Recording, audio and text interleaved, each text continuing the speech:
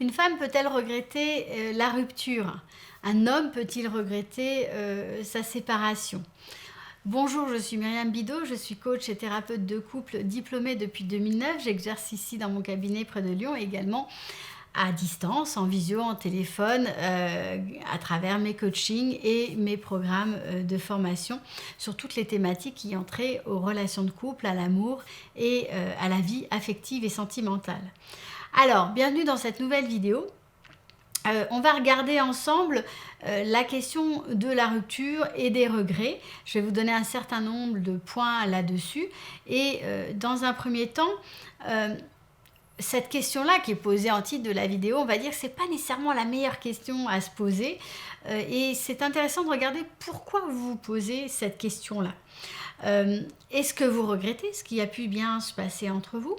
Est-ce que vous voulez reconquérir votre ex ou futur ex? Parce que parfois ça intervient avant que la rupture soit complètement consommée. Est-ce que vous avez des choses à dire, des choses à lui partager? Et tout ça, ce sont des questions que vous pouvez tout à fait légitimement vous poser. Alors juste avant de vous transmettre mes conseils, mes analyses, mon expérience sur cette thématique de la rupture amoureuse, qui est une thématique que je vois beaucoup dans ma pratique quotidienne, et puis je vois aussi beaucoup de gens, de personnes, d'hommes, de femmes qui sont dans le regret, on va dire qu'ils sont dans le rétroviseur arrière par rapport à une rupture, parfois plusieurs mois, voire près d'un an, 2 ans après la séparation. Donc c'est quelque chose d'assez fréquent.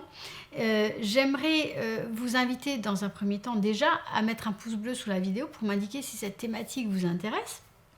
Et puis à me partager votre appréciation en vous abonnant à la chaîne. Ça permet bien entendu à cette chaîne et aux vidéos d'être plus visibles. Et ça permet du coup à plus de personnes de pouvoir bénéficier de ce que je partage avec vous aujourd'hui, en espérant vous apporter le plus de valeur possible. Alors, premier point, il faut savoir que le regret fait partie du processus de deuil de la relation. D'accord ? Ça fait partie de ces phases de deuil qui sont décrites par Elisabeth Kubler-Ross. Il y a 5 étapes dans le deuil, la majorité d'entre vous les connaissent. Le déni, la colère, le marchandage, la dépression et l'acceptation. Alors bien entendu, tout le processus n'est pas linéaire, on fait constamment des allers-retours entre les différentes étapes et puis très souvent les différentes choses s'entremêlent, s'enchevêtrent. Maintenant, ça dépend aussi de la façon qu'on a de partir.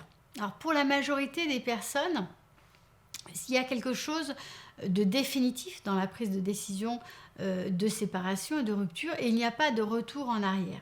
Pour d'autres, le fait d'indiquer son souhait de se séparer est en fait un signal d'alarme. C'est comme si on essayait de vous mettre au pied du mur par rapport à une situation extrêmement douloureuse pour la personne qui prend la décision, parce que très souvent, cette décision est prise parce qu'on ne sait plus comment faire, on ne sait plus quoi faire, et donc on a épuisé toutes les cartouches qu'on avait dans son attirail. Dans tous les cas, cela doit amener pour vous un processus de remise en question, non pas de remise en question négative au sens culpabilisation, honte, etc., même si bien entendu ça fait partie du processus, mais de remise en question et de prise de conscience qui pourront vous permettre d'avancer. La première chose que j'ai envie de vous dire, c'est essayer de prendre votre part de responsabilité dans ce qui fonctionnait et ce qui ne fonctionnait pas dans votre relation. L'objectif là, c'est pas juste écouter votre ego qui vous dit qu'il faut absolument récupérer votre ex ou d'autres messages plus ou moins aidants, mais plutôt de faire le point sur votre côté de la relation. Alors comment faire le point? C'est une série de questions que je vais partager avec vous. La première chose, qu'est-ce qui fonctionnait bien dans la relation, dans votre relation de couple selon vous? Qu'est-ce qui n'allait pas dans cette relation-là? Quelle est votre part de responsabilité à vous, mais aussi à chacun dans ce qui n'allait pas? Quel changement durable pourriez-vous mettre en place pour faire bouger les lignes, pour faire bouger les choses? Aussi, allez regarder du côté de vos limites. Qu'est-ce que vous étiez prêt à accepter? Qu'est-ce que vous avez accepté que vous n'auriez pas dû accepter? Comment se jouait la question des limites dans votre relation? Qu'est-ce que vous apprenez aussi sur vous à l'occasion de ce que vous indique votre partenaire? Qu'est-ce que vous apprenez sur votre partenaire à l'occasion de cette rupture? Qu'est-ce que vous apprenez sur votre relation et la façon dont elle fonctionnait à l'occasion de cette séparation? Qu'est-ce que vous allez mettre en place pour vous, pour pouvoir avancer? Alors le deuxième point sur lequel j'ai envie d'attirer votre attention, c'est sur toutes les émotions négatives. En effet, quand on est dans une situation de crise et du coup avec énormément de stress, de tension, d'angoisse, d'appréhension, il y a vraiment un phénomène anxieux très important quand on se trouve dans cette situation qui est parfaitement normale, légitime, parce que ça crée de l'insécurité. J'ai envie de vous inviter vraiment à faire attention aux émotions de la honte et de la culpabilité. Ces deux émotions, elles vont de pair avec la remise en question. Mais il s'agit ici de faire attention, de les identifier quand elles sont à l'œuvre et de faire attention aux histoires que vous racontez autour et qui engendrent et qui nourrissent ces émotions de honte et de culpabilité, et de ne pas que nourrir ces pensées-là, mais d'être en mesure à certains moments de vous dire stop. Ça ne me soutient pas, ça ne me permet pas d'avancer. Parce que très souvent, la honte et la culpabilité, outre le fait que ce sont des émotions douloureuses, sont aussi des émotions qui ont tendance à vous maintenir exactement au même endroit dans le processus et du coup à vous enliser dans le processus. Ce sont des émotions aussi qui peuvent être très protectrices, même si ça paraît paradoxal.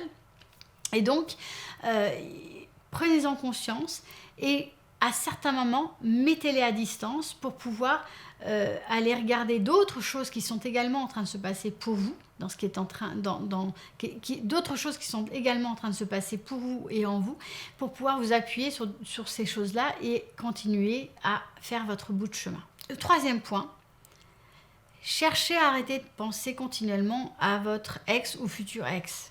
C'est comme si la pensée était focalisée sur l'autre tout le temps. Et en fonction aussi de l'autre, ses pensées, son vécu, là où il en est, là où elle en est, qui d'ailleurs n'est pas toujours des pensées positives.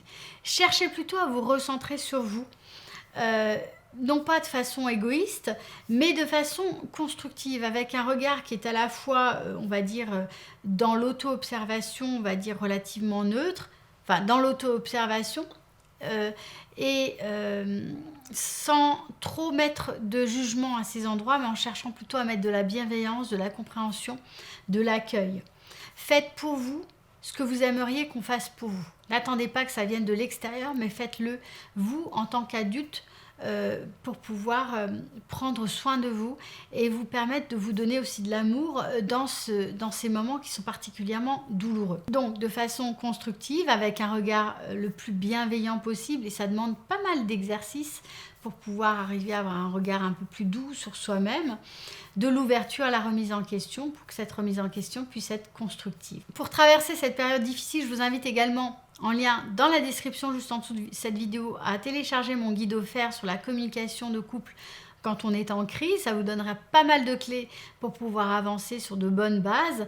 Et puis, pour aller plus loin, vous avez plusieurs vidéos qui sont très intéressantes sur cette chaîne.